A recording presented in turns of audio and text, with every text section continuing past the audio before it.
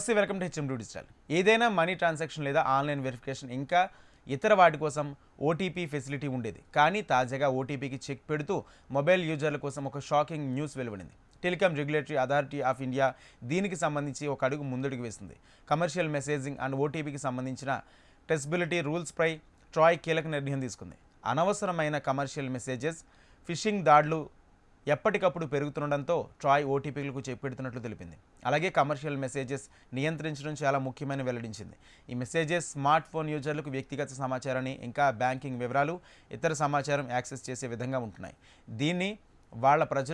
దీనివల్ల ప్రజలు ఎంతో ఆర్థిక నష్టాలను చూడాల్సి వస్తుంది. అయితే డిసెంబర్ 1 నుంచి ఈ నిబంధనలు అమలులోకి రానుంది.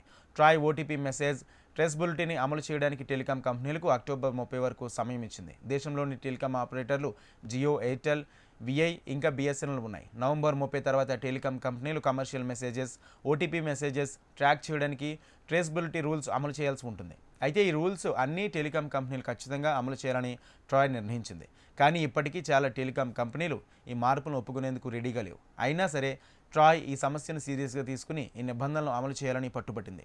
ఒకవేళ జియో, ఎయిర్టెల్, విఐ, బిఎస్ఎన్ఎల్ డిసెంబర్ 1 నుంచి ట్రేసబిలిటీ నియమాన్ని అమలు చేస్తే ఓటీపీ మెసేజ్లు రావడానికి ప్రస్తుతం కంటే ఎక్కువ సమయం పట్టొచ్చు. ఈ నియమాన్ని అమలు చేసిన తర్వాత మీరు మీ బ్యాంకింగ్, ఏదైనా రిజర్వేషన్, బుకింగ్, వెరిఫికేషన్ మొదలైన వాటిలో ఓటీపీ కోసం ఎక్కువసేపు వేచి ఉండాల్సి రావచ్చు.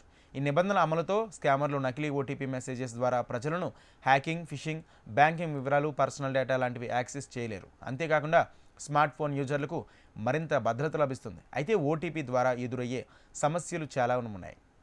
ఇంటర్నెట్, స్మార్ట్ ఫోన్ చేతిలో వచ్చాక అన్నీ స్మార్ట్గా అరచేతిలో జరిగిపోతున్నాయి.